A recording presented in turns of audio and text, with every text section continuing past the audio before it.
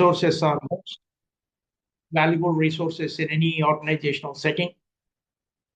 But then when it comes to human resources, again, I repeat my proposition that human resources are not standardized. Where there are individuals, there are individual differences.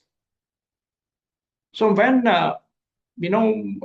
people of HR, when you draft people through extraordinary talent acquisition systems, and we invite them to be the potent resources in the organizational settings. But then surprisingly, we see people not performing. Generally, people not performing is not a big issue. But if you think that a person is competent enough and who is set to assume to be a person of eminence, which can help the production system and ultimately productivity increase and all that, all of a sudden, that person stopped performing. Now, there are very many reasons for dismal performance or reduced performance of so-called competent people.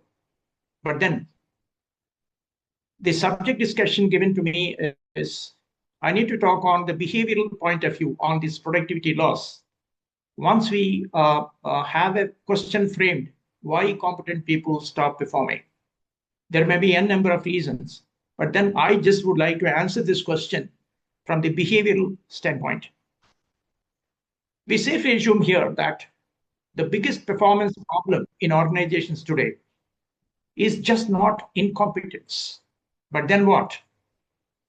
Skills does not disappear overnight. It happens normally. Skills do not disappear overnight.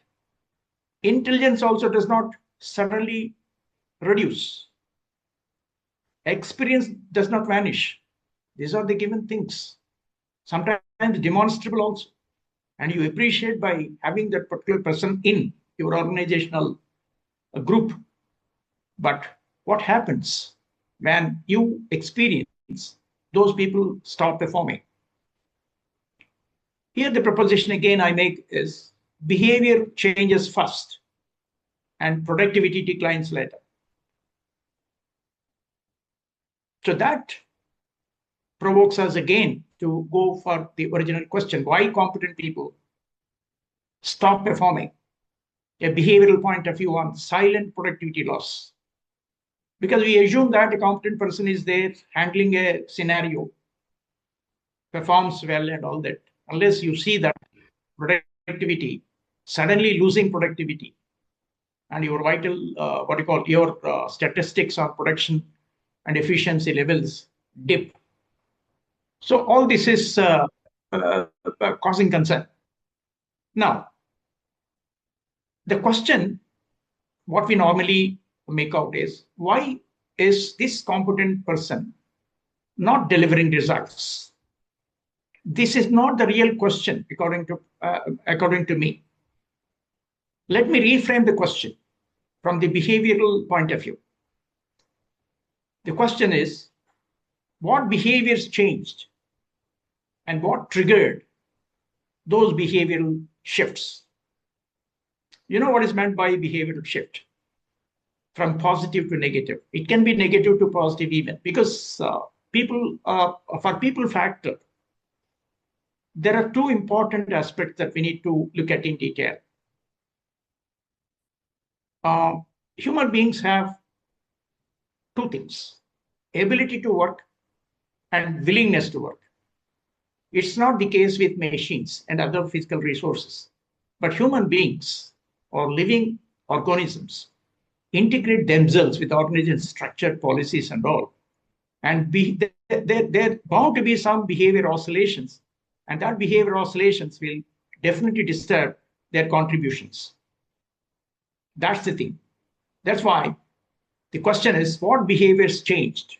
You need to examine what behavior shifts are there. What triggered these behavior shifts?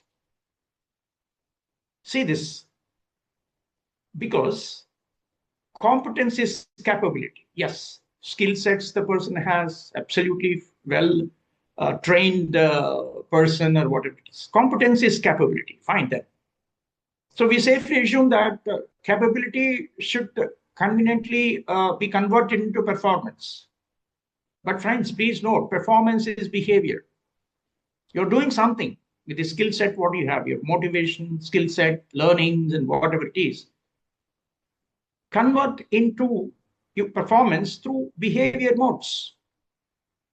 Sometimes you're motivated, sometimes you're demotivated. These things happen. So performance is behavior. Then productivity is sustained behavior over time. This is major question mark. That disturbs highly performing individuals not to perform well because of variety of reasons what we need to identify. Sustained behavior is a competent employee gives his sustained behavior over time so that there can be targets that are reached and everything goes well. So according to this analysis, productivity loss begins when behaviors change, not when skills disappear, mind it. Of course, it's not, in the skills domain, when there is a shortage of skills updation to training and skill updation, everything gets straightly said. But when behaviors change, it causes concern. So we need to answer this question from the behavioral standpoint. Look at now the central paradox. The biggest performance problem today is not incompetence. People are competent, but it is just because of disengaged competence. Competence is not demonstrable in the work-related climate. Reasons may be very many. We need to seek some answers here that people withdraw. It's simply disengaged competence. They are competent enough, but still. Note now, skills remain, yes. Experience remains. Intelligence also remains. He is there with you on rolls, sitting pretty, giving you whatever that is required, that's all, not beyond anything. But what actually disappears is the discretionary effort. Please note that performance is discretionary. Of course, you may ask me one question. When you are being paid, why don't you deliver? Absolutely, I'm delivering with a minimal thing. That's all, as expectations go. So what disappears is the discretionary effort. And the extra 30% that no key performance indicator can mandate. You cannot tap my discretionary effort, friends, unless I am completely satisfied with the given scenario. I am being threatened from different sources, from different perspectives. Though I am competent, my performance cannot be full. Performance is behavior again. So you cannot mandate my discretionary effort. You can pay me, you can stop incentive, you can increase my incentive and all that, but discretion is mine. Whether to work, whether to give my fullest thing or not is mine. And that, of course, you may say that it is unethical on my part to do this kind of a thing, but still, it's a question of ethics, not on point of discussion here. My discretion to give good or not so required performance is mine, simply. Reasons may be very many. Let's delve into the areas of concern today. So what is then is competence in the behavioral context? According to certain parameters, competence includes, and you don't have to overemphasize, it is ability plus skill. Okay, fine. Experience and judgment. Okay. Your decision-making maturity. Fine. Again, behavior under pressure, because there are certain stress and strain. Even though there is a stress and strain, you adopt a particular behavior in the given setting. take note of all the strategies at your command to manage your stress levels. Please note, we are not machines. As such, we experience a lot of pressure on handling different assignments. Even then, if you exhibit a behavior, cool, calm, composed behavior, and handling your stressors well, that's competence. Okay, fine. But the key question now for discussion for all of us is, who decides competence? Something surprising question. Who decides competence? You people from HR domain, you now talk about not simply a concept called recruitment, but it is called talent acquisition. The new nomenclature entering into HR vocabulary. Is it determined by self? I may claim myself that I have this skill, this experience, that domain experience and all. Is competence defined by self? Or is competence defined by the role specific that organization specifies that a particular person? Or organizational, any other systems that define X, Y, Z as A, B, C competence levels? First one, I say that competence is not self-declared. You can be a mismatch. A person can be a mismatch in the given role over a period of time. So my competence may not be relevant in the given setting and role specifics. So safely assume that competence is not self-declared, self-decided or self-declared. So it is recognized through consistent behavior across different contexts. I may be good here. I may not be good in a different context. So am I, giving my best? Is my behavior is consistent across contexts? For example, tomorrow my boss changes, my subordinate changes, my jadic relationships undergo change. I may change a location from X plant to Y plant. So on different contexts, what we mean here, they are great influences on your behavior modes and ultimately your commitment levels. So that's why it is said competence is recognized through consistent behavior across contexts. Are you so flexible enough in order to handle different obligations that are set for you in different contexts? If the answer is yes, okay, we may say that competence is defined well. Let's examine the behavioral truth here. The truth is, competent people do not lose ability, absolutely given, but they change behavior. Note, competency is not discounted when they travel to a different context, but they, because of the relationship climate there, lot of issues, they change their behavior. So when behavior changes, productivity follows. If the behavior, if positive behavior changes take place, higher commitments, higher loyalty, and all that, and productivity goes upward. Exactly opposite happens in case where there are negative behaviors, resulting in entering into newer context and a lot of pressures there, and as expected, things are not happening over there and all. So what happens? And the person may withdraw the behavior. Consistency in behavior is withdrawn, and effort is withdrawn. So productivity goes downward. Am I clear till now?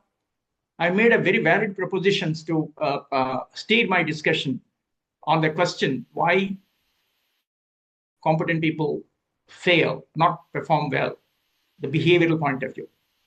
I just take your nods now, head nods, whether this goes well or not. Definitely, sir. Okay. So now, let's examine what are these typical behavioral shifts we are talking about. Why a person be branded as X, and in a different context, he will be branded as Y in terms of performance only. So what we observe today in most of the organizational things, how the behavior shifts change.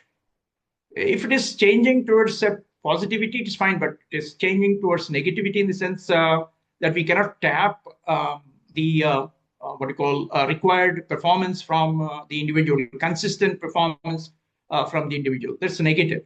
If it is going absolutely good in different contexts, that's fine. Let's examine this travel of behavioral shifts. A person giving a lot of initiatives, and he or she is said to be highly what you call vision oriented and takes a lot of initiatives everywhere he or she is placed. See, when I use he, I am not a male chauvinist. Please excuse me to use the word he. It's general in the general context. So please don't take me wrong. Don't quote me wrong. When I say it is he, it is also she. So that's my humble submission to the friends now attending to me to this conversation, presenting in this conversation. So it's initiative. All of a sudden, he or she shifts to simple compliance, to not take on any initiative, not proactive. Whatever rule says, I will follow the rule. Just stop there. See this travel. A person with a lot of initiative end up ultimately with simply complaints. What is my role specific? I understand. I stop there. This is a behavior shift from positive to negative. Next, for every problem or every functional area when you're working, you take a lot of ownership on your decisions, on your performance, on your subordinates' guidance and performance. And all of a sudden, that person shifts to simple task execution, nothing else. What is the task given to him? He completes it. Without, of course, it's a faultless execution also. Okay, task execution. Don't take any ownership for that. Just simple task execution. See this shift. This is again a behavior shift, negative. Third point, he is always voicing suggestions or any type of critiquing. It's not criticism. Critiquing is all about constructive criticism. Whenever something goes wrong, he may voice that, no, it is not a correct policy. It's not a correct thing to do. We need to do this way, that way. That's what it means. When we say voice, it's not noise, please. It's not noise. Voice means positive voice. He suggests, he analyzes the situation, he starts suggesting a lot of things. And if this voice is heard, please note it is about organizational culture and climate. If his voice is heard and recognized, then he is enthusiastic, definitely. And he is supposed to deliver consistent performance. But unfortunately, his voice is not heard. His mouth is jipped silently. You know what is meant by mouth jipping? People often say, don't talk too much, please do your job. So if this happens, this person travels and he will be silent. In case of problem solving necessity is there, he is not interested to contribute his thing because his mouth is being jipped. So that's voice to silence.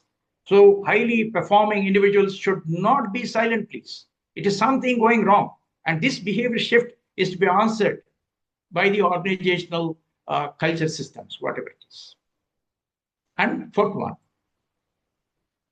In the first phase, the person is highly engaged, emotionally oriented. Emotional engagement is there. Everything on his shoulders he usually takes and engages himself completely with a role specific or job, whatever it is. And all of a sudden, emotional withdrawal. Okay, let me not worry. Why should I worry in this given situation? Let them decide what they are supposed to do. So this again is a matter of great concern. Please know, these are the four aspects of this kind of negative behavioral shifts, what I could point out here are giving you early warning signals. Please do not blame the individual, because it is not an attitude problem, friends. It is just not an attitude problem. It is something goes wrong in organizational canvas. These are early warning signals. It can be superior subordinate relationship, anything for that matter. Organizational climate scenarios, contexts may not permit him to do this way, that way. Why can't you answer the other side of the thing instead of concentrating on that particular person, attitudes and all that? No, it is no more an attitude problem. There's a behavioral shift. There are lots of things that can drive the person to shift their behaviors. So that's again important. Now, again, you cannot brand people like lazy. He is active in X scenario and he is very lazy in Y scenario. Please note, it is not laziness. They are on their toes. They are still competent. They have skill set. They have experience, everything, innovativeness, everything. But the reality is they are adapting new behavior. Simple. No loss of skills, no loss of his personal vision, whatever you call it, and whatever you have, personal traits and all. But they adapt to newer situations and they react with new adaptive behavior. So then, which further exploration is needed on that? So people adopt when?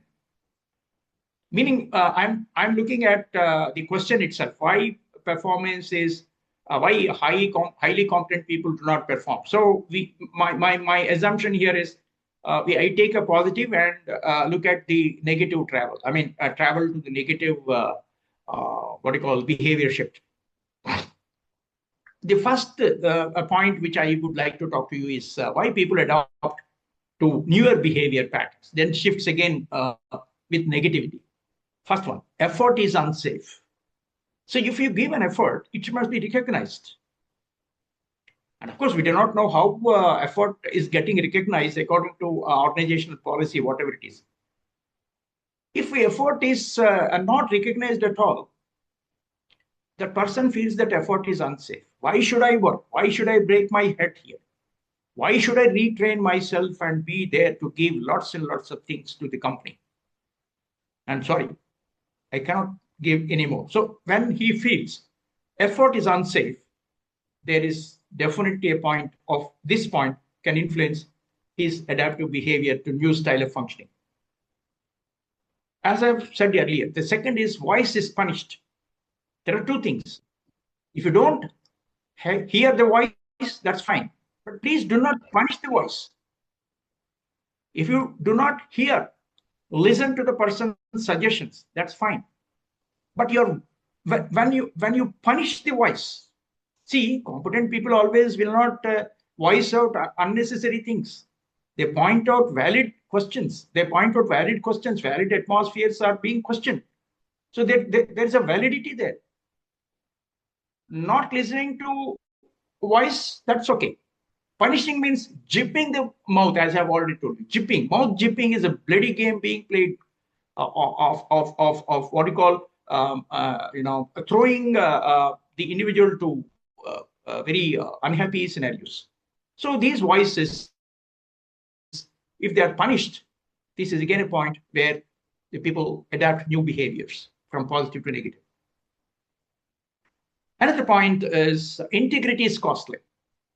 For example, if the organization do not feel right in entertaining ethical practices, something goes wrong and unethical behaviors are being rewarded, and a person of high integrity is not rewarded and not recognized at all. So he feels that integrity is costly in my company. Let me be silent over it. I cannot give you a good. I mean, I cannot sweat myself like this, because he feels that integrity is very costly. Because on the other side, unethical behaviors are being rewarded or whatever it is. That's a very, very dangerous scenarios. So high withdrawal. Next, performance is invisible. Please note that when you give a performance, it must be recognized. If you don't recognize, it's okay. Just make it visible. Yes, there is a person who has given this. So what happens in what you call not so well designed climate and culture oriented companies, performance becomes invisible. It means that my recognition is questioned. Why should I be there? I am giving the best out of me, but my performance is not visible at all. You never talk in the meetings. You never, I mean, in performance appraisals, you don't give me a tick mark. So what is happening in this organization? So when performance is invisible, yes, this is again another interesting point for us to consider, that the adaptive behavior issue. That means from positivity to negativity. Please note that people do not engage randomly. Please note, because these are the things, because when you talk about HR, it's a talent acquisition, and the next area is about talent maintenance. Otherwise, you experience attrition. Attrition also is fine. When the people leave, it's okay. When you go for new employment, but there's a cost, what you call vacant replacement cost, vacant replacement cost, vacant post replacement cost. Do you measure? Can you get exactly the person who actually left the organization? Can you get the same type of person who actually who can give you that kind of a contribution? So these are the very challenges, and you don't have to over amplify because you're the functionaries of HR. So talent maintenance is very, very important. Talent acquisition, talent retention, what we call it. Of course, in your terminology, I'm saying. So please note that people do not disengage randomly. They disengage rationally. See, I'm also a person of some stuff. So I also have morals, ethics. I just do not quit my position just like that. Of course, there are certain policies of attrition also. I mean, coming in and coming out is not that easy. But again, according to the industry policies and organization policies also, I fine-tune myself. What I'm likely to say here is, what I'm interested to see here is, they disengage rationally, not emotional decisions, because the story behind their exit is to be analyzed. So this disengagement is not just that kind of a thing. Simple. Again, here, when you talk about productivity, which is linked to behavior, here comes a very clear behavior equation. One, ability of a person. Second factor, motivation, whether it can be intrinsic or extrinsic, especially when people are said to be high performance oriented individuals. Normally, they have intrinsic motivation. That intrinsic motivation gets ignited when there is a positive work culture existing in an organization. If something goes wrong, his intrinsic motivation levels fail. There is extrinsic motivation. High performers must be rewarded properly. Reward and recognition systems should support performance. In case of absence, extrinsic motivation also will decline. And the third, what is the environment in which you place the individuals? So that's about your physical environment, and the person do not have any say in that. A beautiful environment with organization culture and climate is designed by the management. So now the equation, ability versus motivation versus environment. There's a behavior equation here. Performance is equal to ability multiplied with motivation multiplied with environment.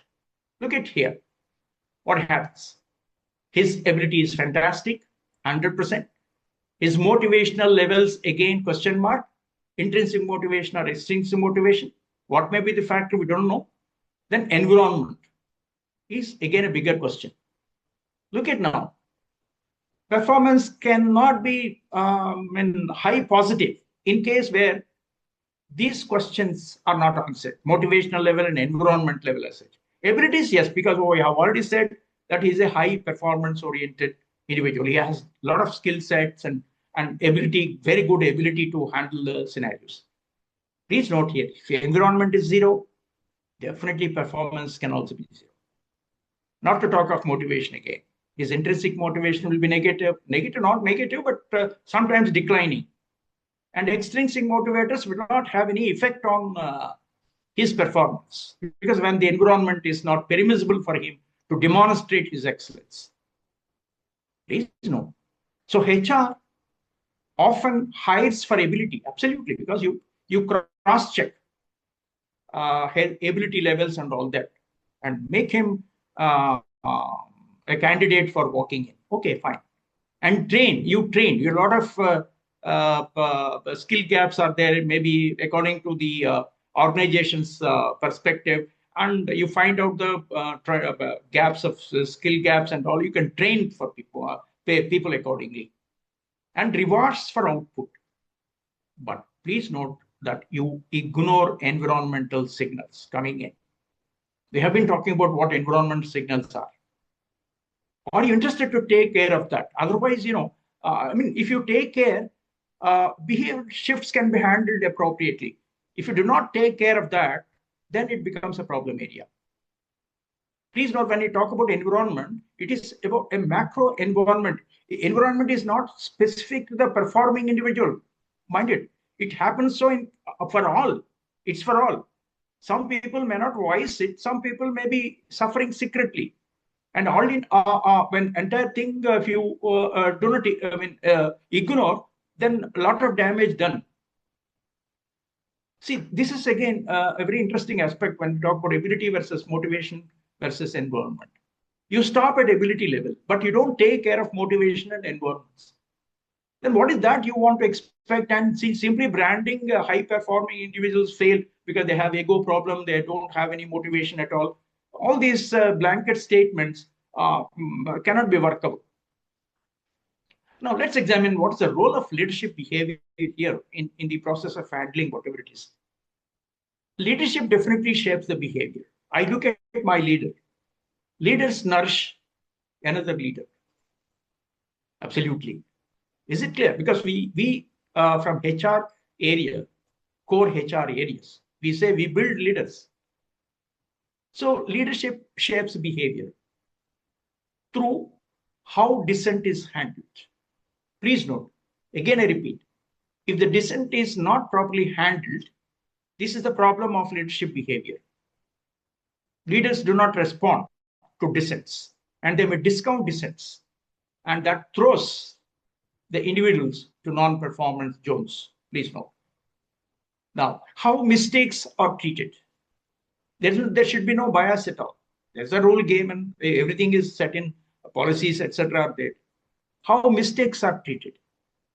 If you take X, who is a erring employee, differently, and Y differently, when the mistakes are same, then there is a bias. So how mistakes are treated also is a matter of leadership, which shapes behavior of people. Then how credit is shared. Again, here biases. Your performance appraisal systems are very faulty.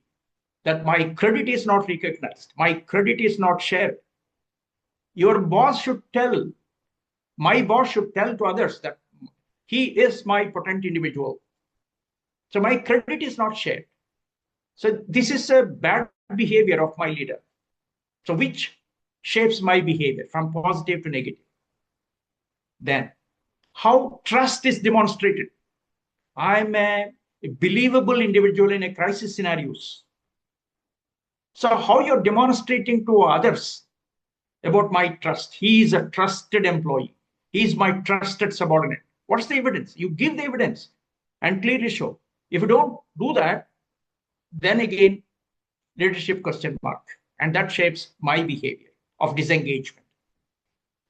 Please, again, I repeat, people do not disengage from work. They disengage from leadership behavior. Absolutely. So they cannot take any leadership. No, because the climate and the culture is like this. Note here, no blowing of horns, no sound pollution, no noise. Simple disengagement silently happens. Very silently happens, mind it. At the end of the day, you find, oh my goodness, what's happening? So, what is silent disengagement and what it looks like? You conduct meetings, the person becomes silent. Meetings without ideas. What the hell you're going to have? This meetings, and all. No ideas at all. When ideas are not coming up, why you're wasting time, effort, and money on meetings? This is a clear signal that there is a silent disengagement going on. People are not engaging to the fullest extent on the different jobs. Second, agreement without commitment. This is again another problem, behavioral problem. They agree on your resolutions. They sign on the resolutions.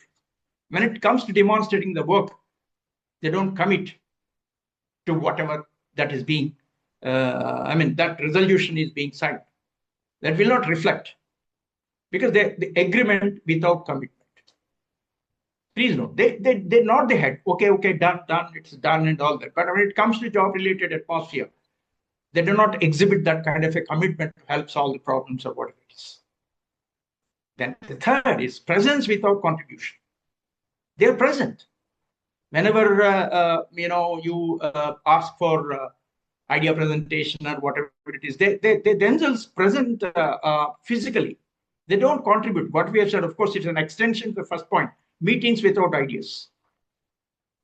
Their presence is felt, but contribution is silent. Decimal, whatever it is.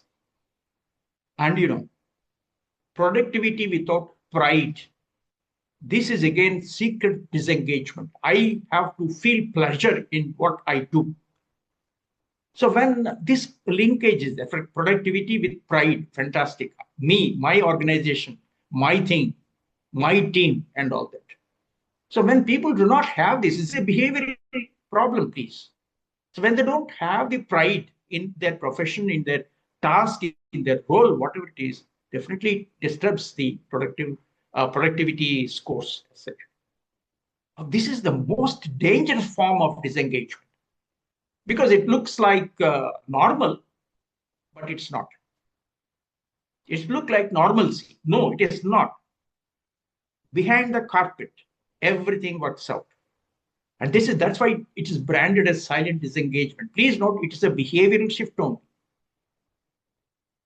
So my interest is to completely orient my discussion on behavioral point of view. There may be other reasons also. So look at what, when we talk about behavior and productivity, what happens, is it behavior, is it related to productivity? This behavior productivity mapping can help you to, understand the things. For example, say if, there is one a person who is very, giving you a good, what I should say, suggestions and all, his initiative. What is the productivity impact when people are having some initiative to do certain things? Definitely, the organization will move forward with innovation and speed of innovations, and definitely they can navigate the competitive environment very well. Second, these are all positive dimensions. Ownership. People take their role very, very seriously. Their job very, very seriously. They own every decision that come out, every activity that they take. When this is there, look at the productivity impact of that. Definitely, there is quality.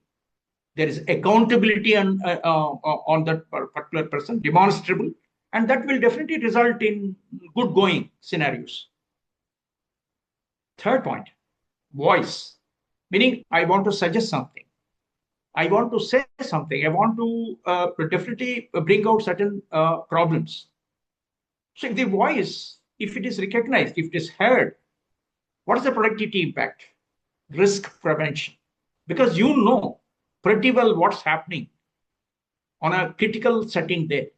If that is not heard, there will be a bigger risk. So please note that voices are to be heard to a larger extent to prevent risks, if any. Then, of course, is engagement. When the person is engaged fully in their job roles as such, integrating the job with the individual, that's the undercurrent. So there definitely be the sustainable output, and you can stand erect in a competitive environment. That's the support system we have. Of course, this can be be discussed in another setting also. This mapping visual that's given to you, I think that's highly clearly visible for yourself. Behavioral shift is all about reducing initiative, minimal efforts, and silence in meetings. We have already discussed it. This is what behavioral shift is. Then it influences the work pattern change also. It's how the person work pattern changes. He will handle only assigned tasks, not beyond. He will not go beyond. No discretionary effort. He's simply being silent. No discretion. I don't want to enter into this. No discretion. Risk avoidance. No risk avoidance. He just be there. He will not take any risk at all. He avoids the risk. And slow decision making. Not quick enough. Because that's how the work pattern get disturbed. Because of the behavioral shifts. From positive to negative, I'm talking about. Then what is the team impact? Very lower contribution, no innovations at all, innovation deficit, because you're terribly upset. So you travel from behavioral shift to work pattern change, and that will definitely impact your team. Definitely, the person's team. Innovation decline and increased dependency, and all these things happen. There's a friction and silos. Lot of conflicts, secret conflicts, hide and seek games. Then the productivity outcome, I need not have to overemphasize. Definitely the productivity decline is there. Definitely. It is output without excellence and delays and need for rework again. Engagement scores always drop, dip, and drop.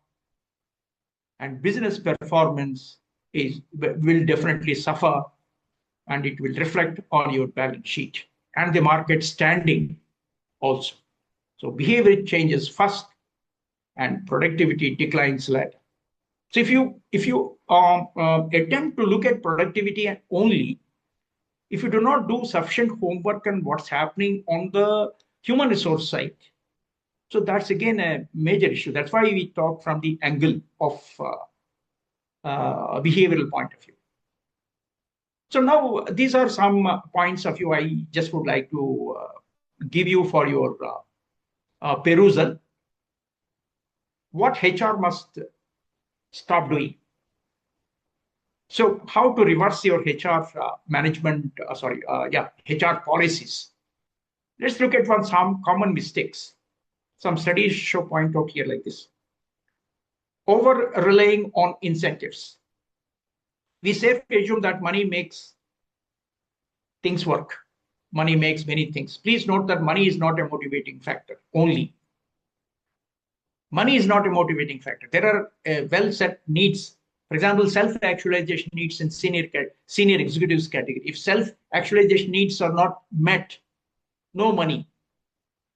Money cannot be a motivating factor. So reliance on incentives is a matter of debate now. I shall leave it to you for your own analysis. I'm not giving you any, from my side, all tick marks, but these are the study observations. Next, managing only KPIs.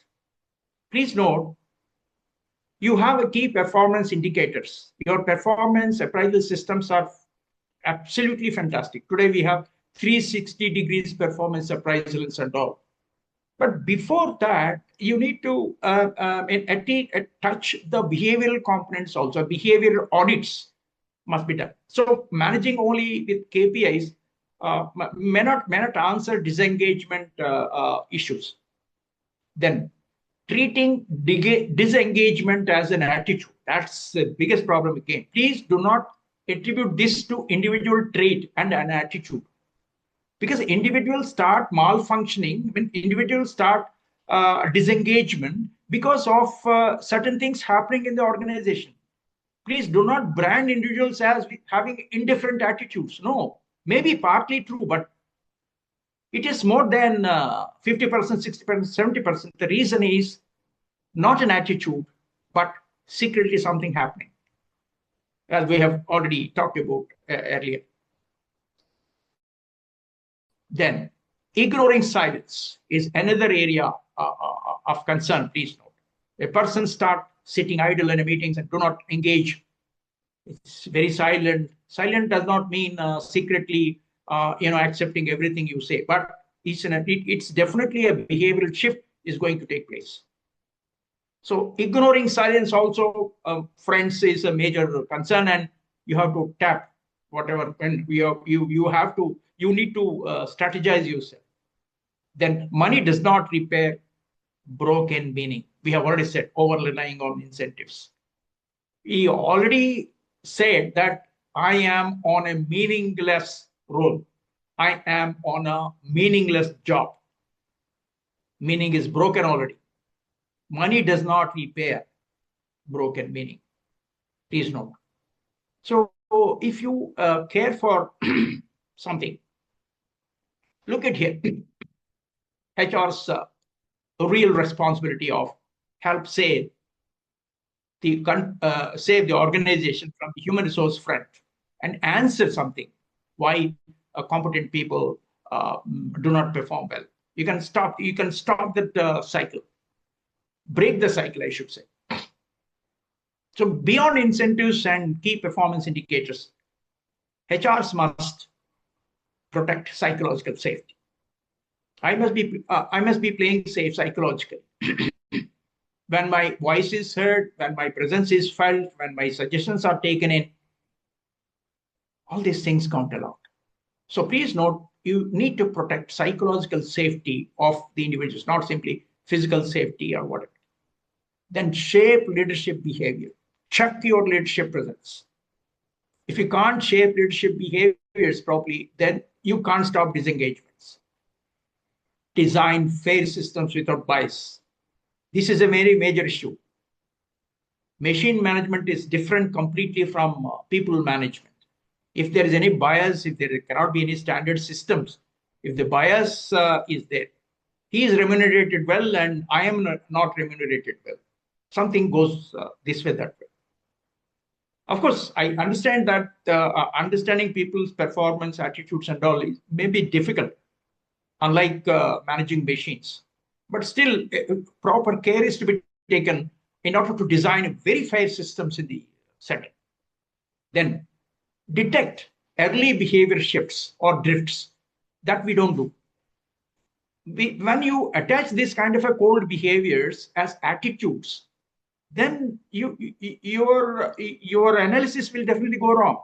Please do not take them signals as attitudes. Something going wrong in the organizational climate, cultural scenario, boss subordinate relationships, meetings, or whatever it is. Detect early behavior shifts, drifts.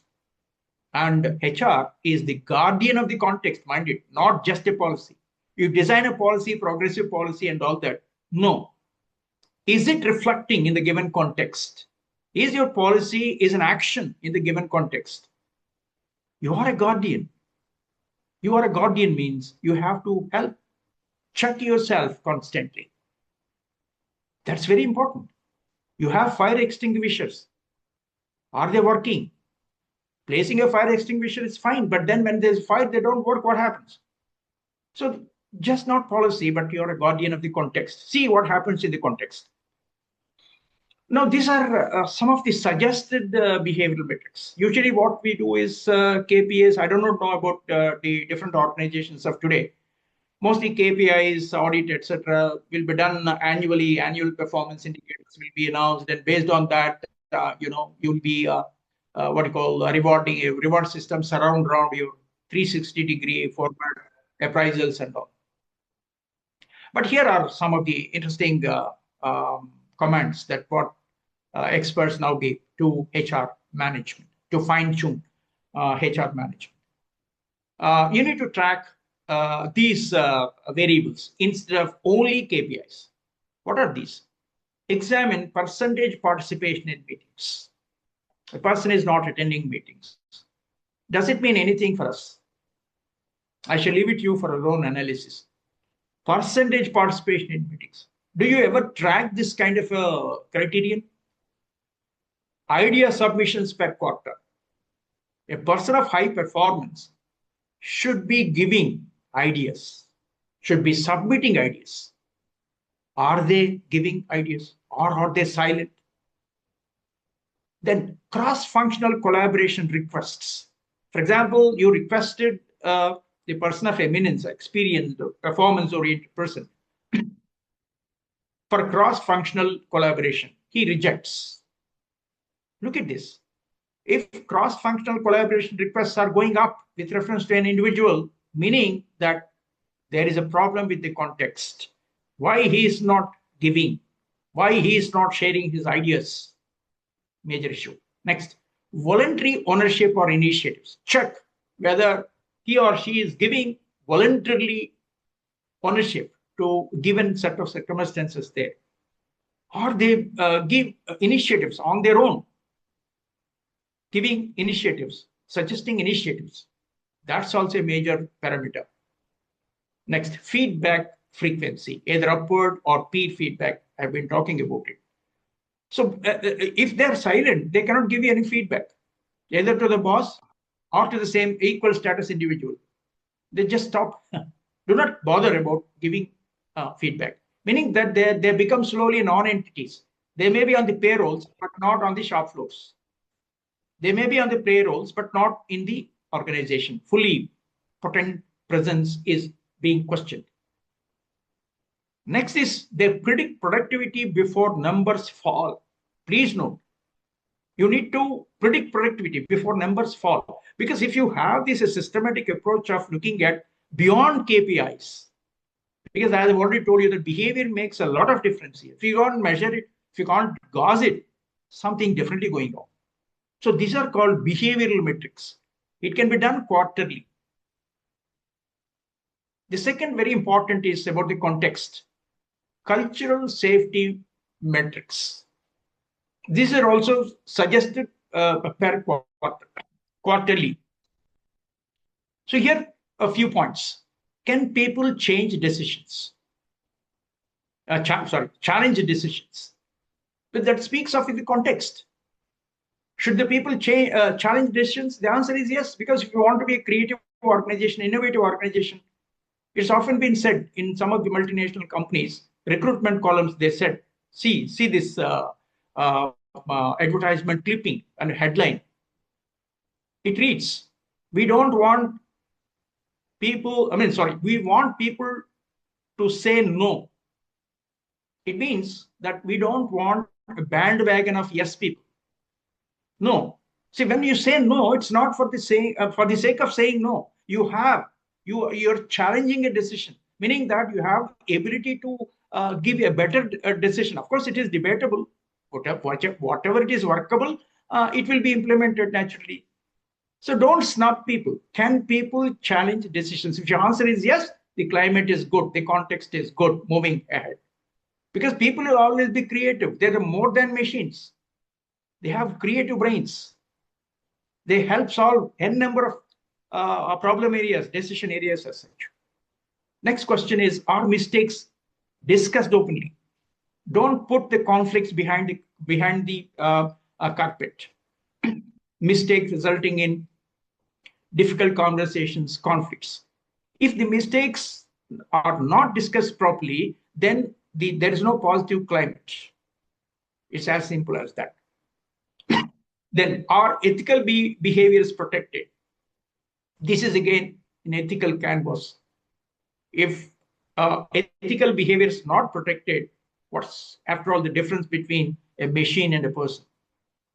So if a machine makes a mistake, you can correct it mechanically. But here comes a lot of issues. So if ethical behaviors are protected, people will be ethically behaving. The ethical canvas of the organization is so good that it is, I mean, people trust the organization context and they perform well. The next question, are high performers held or controlled? We have already said here. Are they held or they controlled? What do you mean by control? Control is that saying, no, no, please do not talk that way. Please attend to this particular thing. That's what it means. High performance, not simply to be heard, but must be rewarded properly. Don't silence them when they give you the best of the best. So this is again talking about cultural and safety metrics. Very, very important.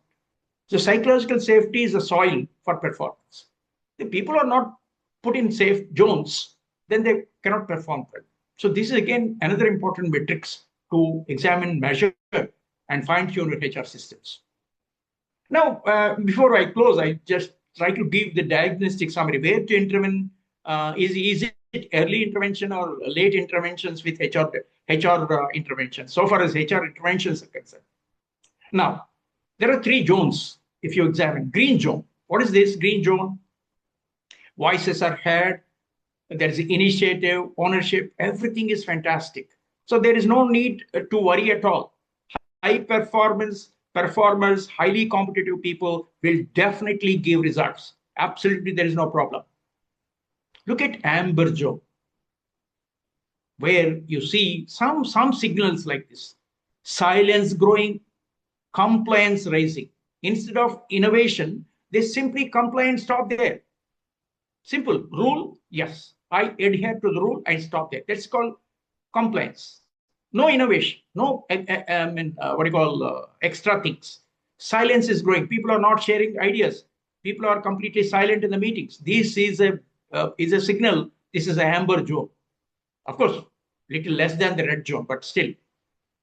Red zone is completely, a very bad state of affairs. They withdraw. They give you minimal effort. Emotional exits take place. No loyalty. No nothing. No attachment at all. By definition, this is disengagement. So HR intervention should start where? Green zone, no problem. Don't wait till red zone. If you wait till red zone, lot of damage done already. So please, it is suggested by experts and researchers that HR intervention should begin at amber zone, not red zone, friends. Very important. So now, what organizations, all the organizations of today must realize, I just stop here.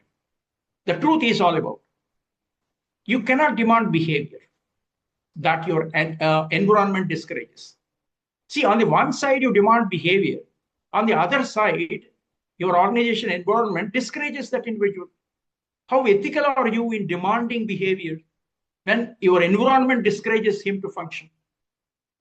So that's a fantastic thing to answer. Culture always wins over intent. So are you creating a beautiful culture? My closing reflection to this discussion, my friends, if organizations want sustained productivity, yes, everybody wants it, right? Every organization wants sustained productivity, not slipshod, sustained productivity. They must first protect human behavior and dignity. People are different from machines. Please try to understand. If that cannot be protected, there will be different dimensions to it, but again, that's the end of the story. Competence is abundant, fantastic. Everybody skills, everybody is on their toes. See today our students are mad after upskilling themselves once they are out of management schools. What sort of a training? What sort of this training, that training, because you being there in an organizational setting asks so many skill sets. So NRich HR Academy is empowering lots and lots of students to encourage and to enhance the competency levels. So competence is abundant. Engagement is fragile. You take a skilled person how you're handling the skilled person is a matter of great concern today. Please note, if you want to get back their engagement, behavior is the bridge. Meaning, please take care of their behavior modes. Don't ignore these behavioral shifts. Please note, behavior shifts first, and then productivity when productivity loss are gained next. Positive behavior shift, productivity increase. Negative behavior shifts, negative habits. Thank you very, very much for your affectionate listening. I express my deep sense of gratitude to NRich HR Academy, particularly to Lavanya Buddhavarpu ma'am, who is the program director, ably assisting Ram Akella, the founder director. So it gives me great pleasure to speak on behavioral dimensions and how these things influence the organizational settings. I just stop here. The thing is open for discussion.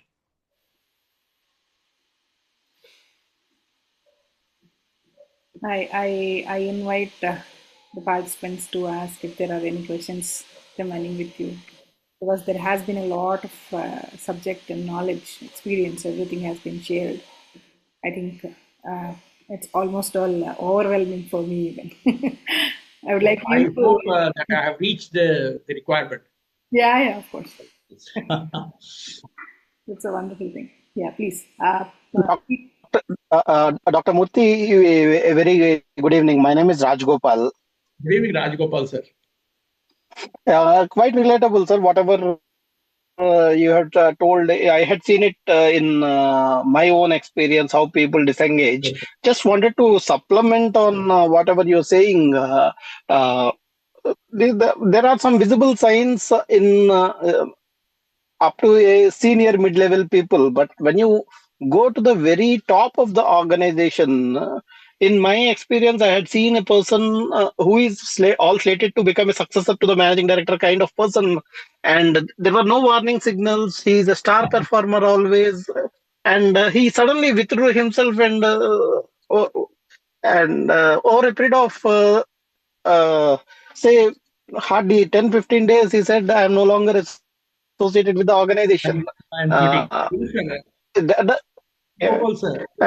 happens is we are not machines. Machines can give you signals like under repair and all, but human resources. I agree, sir. That's what it means. A top executive may not say that I'm dissatisfied, this, that, and all. But it all depends. I don't have a very straight answer to that. You being the core professional in HR, you can diagnose what's happening. When the board should have to identify those signals. I agree, sir. I agree. Sometimes we are hypocritic. That's the basic nature of human being as such. Yeah, so, yeah. Executive says I'm dissatisfied. It directly reflects on the performance of the organization. So I keep silent over because of a variety of reasons like this. So that may be a problem, sir. So that's again I understand, sir. Yeah. I understand. Even the management sometimes prefer to showcase that everything is going normal. Absolutely, sir. Absolutely. It's again another distorted picture. Yes. Yeah. Hello. Quite relatable in organization, sir. I fully agree with you. Thank you, sir. Thank you so much. Thank you so much. Hello, Doctor. I think PD, you have a question. Yeah, the Zoom does not have raised hands. I'm trying to see from quite some time. Oh, there is, ma'am. There is. Yes, it has. No problem. I didn't see. No problem. Yeah, please. Thank you, Dr. Raman. I have been leading HR organizations in the startup organization. I've worked in different enterprise organizations and worked with some really intense leaders, aggressive leaders. And I'm very happy I attended this training today because there was a lot of context that I could relate to, but you helped me articulate it better. So it will help me articulate this better to the leaders I I'm accountable for and work for, actually. So I had two questions. One is, can high performers oscillate between green zone and the amber zone? That's first question. And if you can give me an example on the 19th slide, um, one example of the 19th slide that you presented. Okay, what is that content? Can you tell me straight away? Lavanya, can you just shift up one more slide? Who's managing the slides? One moment. That is there with the sir itself, or I'll tell Sir, you. on the 19th slide, it is the truth. Truth. Truth about what? You cannot demand behavior that your environment discourages. Culture always wins over intent. Actually, that. Because that's a very new insight for me. I always tell leaders not to question intent. Okay, ma'am. The idea is that you can demand the work, but you can't demand a behavior. That's what it means. Okay. So we're not machines again. You can give a signal to give a signal to the machine and demand the output. But here, of course, you can demand something from me, physical work or whatever, but you can't demand my behavior. So that's what it means, actually. So here, the crux of the problem is there. That's what it means. The truth is all about not getting human being totally. You can't demand. You can demand my skill. That's it. You can't demand my behavior. I can be cold. Attitude. I may experience a cold attitude in the given setting. You can easily, because you are also a human being, you can as well decode my secret signals coming in, being an expert in HR. So that's where you need to go for corrections. Because scanning an individual is not possible. It's not a physical scan. It's a psychological scan of our commitment and all. Correct. No scan machine can give you we truly believe that the management decisions what are taken absolutely. So shift you engage yourself in the critical position and try to understand human beings beyond some logic, then I think you may have certain answers clear to you. Yeah, that's exactly what I try and do with the leaders, because I work very closely with the CEOs. Yes, so where I truly believe and try to encourage that any decision that we make, we change the behavior of the organization, right? Yes, ma'am. Yes, true. So on my second question, if the performers can oscillate between green zone and amber zone, right? Sometime. Yes. Yeah, maybe it depends. It depends. You need to look at the first zone, right? Green zone. It does not mean that they stay there in green zone. Okay. A simple incident is enough that they can jump from green zone to amber zone, or straight away jump to red zones of disengagement completely. They may quit, as one of our friends says. The even managing director, top man, says, "I am not satisfied with this," and quit within 7 days. Okay. So there's a big vacuum. Yeah. You said performance is equal to behavior, and consistent performance equals consistent behavior. Is that right? I heard something. Yes, ma'am. Yes. Ability, motivation, and the context. Ability, motivation, and the environment. You can clip another idea that can also be helpful for you to understand. Because today what we see, when the attrition rate is not properly handled, what happens? Vacant position replacement cost is becoming higher and higher and higher. Yeah. Vacant position replacement cost. It's not substituting an X machine with an equal Y machine. Correct. Absolutely not possible. It's the biggest HR challenge today.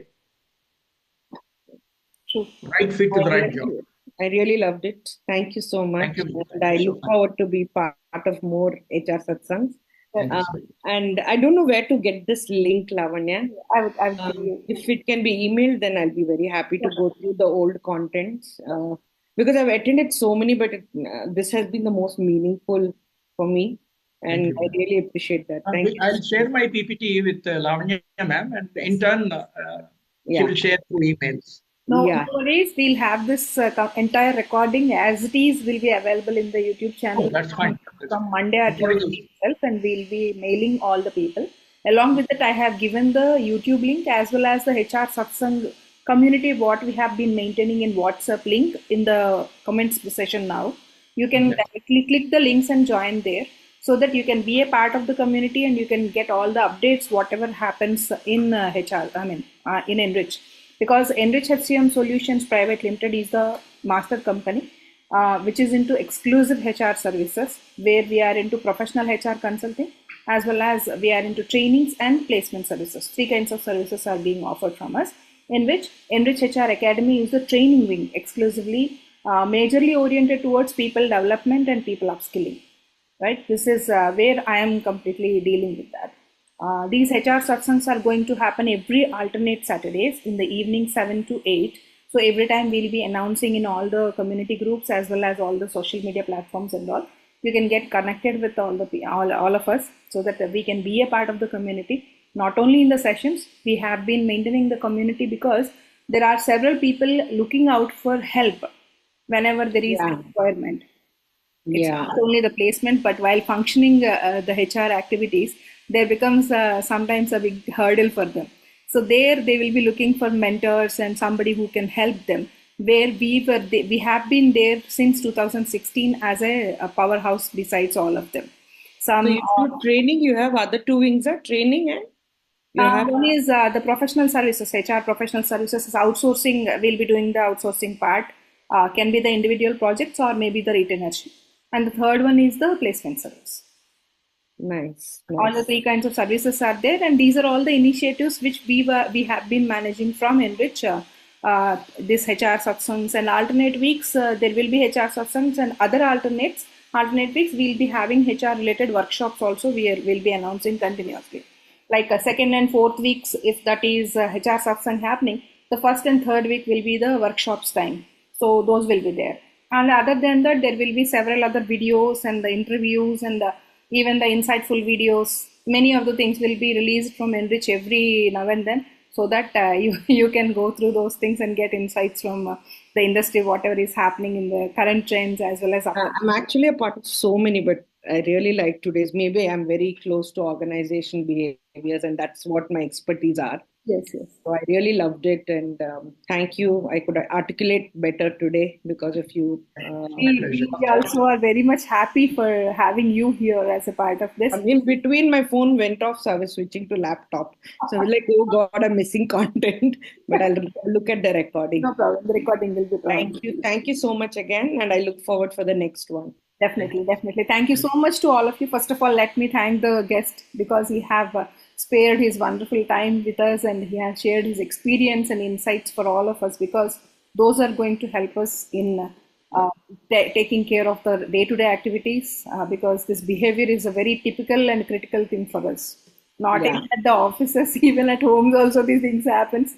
But at home, we can cross certain lines and we can ask forcibly. But the word, what you have told, like you cannot demand the behavior, is what we need to keep in mind whenever we speak to people now.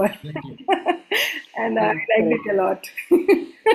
Yes, because we'll be moreover speaking about the behavioral change. Definitely, we'll be speaking. Like some people are becoming calm and silent, and they are not responding these days. They are not attending the meetings, or they are not coming to the events and all. Some kind of silence is there, definitely. But keen observation that should be from a HR's end, that is very much lacking these days. HRs are confined to moreover to their rooms, their cabins, and they want to do the desk work and as well as computer-based work and the AI-based work. But actually speaking, HR work is not at all confined to their cabins. That's the major thing here. So that's where we are even trying to educate people regarding this particular point. Like, you are not a person to work with the formulas and the calculations part. That can be done by any AI system or maybe the software system. But especially HR has to work on the humanity grounds and the people behavior and understanding, because you yourself is a human being. Then you also should look at the other person as a human being, and you need to see. He is not a machine, ultimately. He is a person, and he is having his emotional aspects as well as his life situations and all, where he will be shifting here and there and changing his mindsets every now and then. I know. I'm so glad I'm a part of a like-minded group from today. Certain concerns are also there, because in the name of managing, we cannot go for micromanagement. That is one step down to policing. Absolutely. So if those people experience that kind of an experience, in a given setting, they will distort their behavior, and you cannot read them again, because we are so brilliant that you can be something A and you depict yourself as B outside. It's possible. True, very true. Nice. Really, thank you so much to all of you for your wonderful time on the weekend. Actually, we have been conducting these sessions earlier on Wednesdays. Actually, those are the working days. So most of them have asked like, why can't you keep these things on weekends and all? So we have shifted this for a testing time. So now also people are very much comfortable to come. So it's fine. We felt very happy. Actually, the timing doesn't matter when people are interested to get the knowledge first. Yes, that's true. I'm very much happy that Ramana Murthy garu has given his best of the sessions. I think I could be saying this, but there might be best than these things also. But yes, he has given his best as per the my understanding and the kind of topics he have dealt with. And thank you so much to all of you for attending, giving your wonderful time. Keep connecting with us and keep following us so that you can get all the updates. Right? Sir, I just had a request. If it really how to influence leadership mindset is something I'm very curious about from a behavior standpoint. I'm ready to have a one-on-one session with you or a general topic for any Saturday satsang. How to influence leadership, especially founders' mindset, is something. You want to influence leadership mindset? What is the question? How to influence leadership mindset? Like founders, I work with young founders most of the time. And these are all with startups, I work with MSMEs and startups. Yeah, I work with SMEs and startups and a lot of entrepreneurs of young organizations. Yeah. So definitely we can do. Yeah, so that was one. I mean, from an organization behavior standpoint, I think that is very crucial, I felt. And I'm doing a good job, but I would really love to hear, because today, because of your presentation, I'm able to like pick all the points in my head, and I'm like, okay, I can articulate it better, and this way is what I learned. So maybe I'll learn something more interesting. Thanks a lot. Okay, thank you. Thank you. We shall, it's already 8:30, it seems. We need to wind up now. We'll be connected through all the groups and all the platforms, whatever I have shared it with you, as well as I have got my number, 8977004040. You can connect with me because your mail will be having that number anyways. So you can check that and you can connect on that also, so that we all can be connected and we can discuss wherever and whenever you require. Right? Thank you. Thank you, Lavanya. Thank you. Thank you, Dr. Murthy, and thank you, Lavanya. Thank you. Thank you, sir. Thank you so much. Thank you, sir. Bye.